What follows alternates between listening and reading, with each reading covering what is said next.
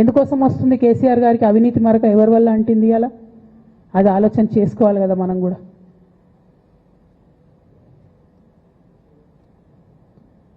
కొంతమంది కేసీఆర్ గారి పక్కన ఉన్నటువంటి వాళ్ళు కేసీఆర్ గారి పేరు చెప్పుకొని అనేక రకాలుగా లబ్ధి పొంది వారు చేసినటువంటి అనేక చెత్త పనుల వల్ల ఇవాళ కేసీఆర్ గారి పేరు బద్నామయ్యే పరిస్థితి వచ్చింది.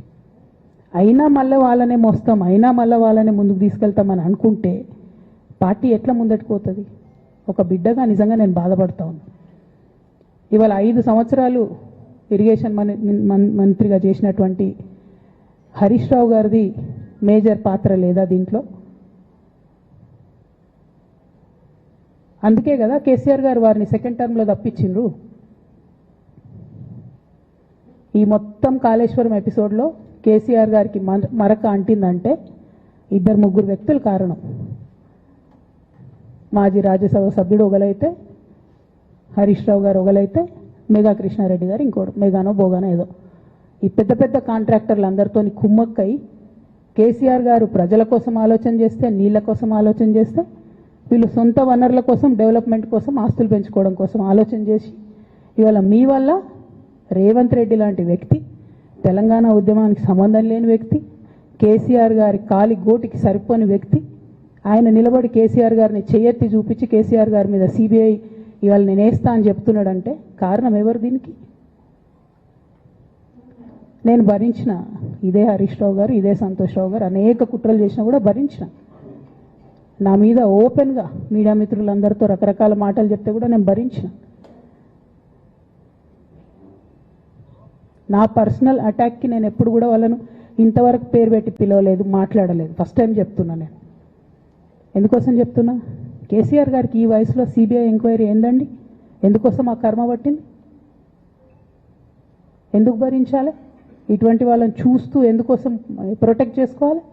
బీఆర్ఎస్ పార్టీ తమ్ముల కోపం రావచ్చు, కానీ వాస్తవాలు చేదుగున్నా అప్పుడప్పుడు మాట్లాడుకుంటేనే, మందు తీసుకుంటేనే ఆరోగ్యం మంచిగా అవుతుంది. ఇట్లా చెప్పుకుంటూ పోతే చాలా చాలా అంశాలు ఉన్నాయి.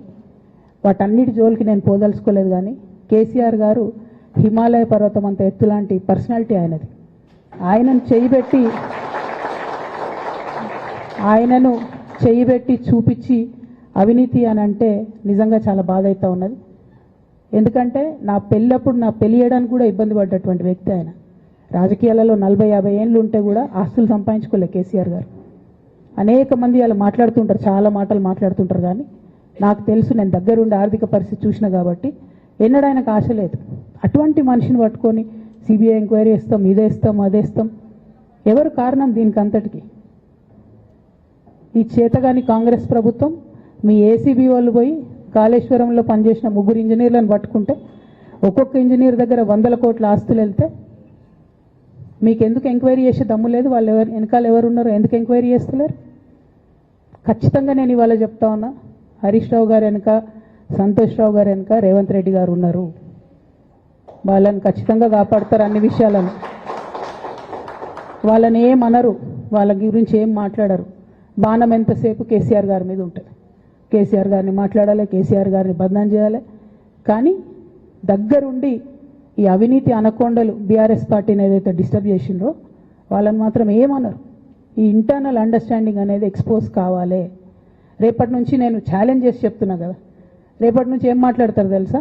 ఈ మొత్తం బ్యాచ్లన్నిటికీ సోషల్ మీడియా బ్యాచ్లు ఉన్నాయి. వీళ్ళందరికీ బాగా చాలా చాలా బ్యాచ్లు ఉన్నాయి. వాళ్ళంతా రేపటి నుంచి ఏమంటారు? నన్ను ఒకళ్ళు బీజేపీ ఆపరేట్ చేస్తుంది అంటారు, ఒకళ్ళు కాంగ్రెస్ ఆపరేట్ చేస్తుంది అంటారు, ఒకళ్ళు రేవంత్ రెడ్డి చెప్తే మాట్లాడుతుంది అంటారు, ఇంకోళ్ళు బండి సంజయ్ చెప్తే మాట్లాడుతుంది అంటారు. ఖబర్దార్ బిడ్డ, నేను ఎవరు చెప్తే ఆడేటటువంటి తోలుబొమ్మని కాదు. నాది నాది నాది నాది కేసీఆర్ బ్లడ్, నాది తెలంగాణ బ్లడ్. ఇండిపెండెంట్గా నేను అనుకున్న విషయాన్ని చెప్తున్నాను. దానికి పొలిటికల్గా ఇబ్బంది అయినా, కష్టమైనా, నష్టమైనా నేనే భరిస్తా. కానీ దేవుళ్ళ లాంటి మా నాన్నను ఇవాళ సిబిఐ ఎంక్వైరీ చేసిండ్రంటే కడుపు రగులుకపోతా ఉంది ఒక బిడ్డగా. అందుకే చెప్తున్నా, ఇన్ని రోజులు చెప్పలే. ఆ మధ్యలో పోయినసారి నా కొడుకు గ్రాడ్యుయేట్ అయినప్పుడు వచ్చినప్పుడు నేను మా నాన్నకు రాసుకున్న లెటర్ లీక్ చేస్తే కూడా ఆ 70, 80, 90 రోజుల నాకు నరకం చూపిస్తున్నారు. ప్రతిరోజు సోషల్ మీడియాలో ఇష్టం వచ్చినట్టు రాపిస్తున్నారు. ఎప్పుడు వీళ్ళ పేర్లు తీసుకోలే. ఇష్టం వచ్చినట్టు ప్రెస్ వాళ్ళకు మాట్లాడుతూ చాలా విషయాలు చెప్తున్నారు. ఎప్పుడు వాళ్ళ పేర్లు తీసుకోలే. ఇలా తీసుకుంటున్నా, ఎందుకంటే విషయం నాది కాదు. ఇది తెలంగాణ పరువు ప్రతిష్టకు సంబంధించిన విషయం. ఇలా దేశంలో ఏ మూలకు పోయినా ఎక్కడికి పోయినా కేసీఆర్ అంటే ఒక మహానాయకుడు, త్యాగం చేసిన నాయకుడు అని చెప్పి మాట్లాడతారు. రేపటి నుంచి ఏం మాట్లాడతారు? సిబిఐ ఎంక్వైరీ చేస్తే ఏం మాట్లాడతారు? కేసీఆర్ అంటే సిబిఐ కేసు అంటారు. అసలైన తొలి వెలుగు. ఫాలో వాట్సాప్ @తొలి వెలుగు official.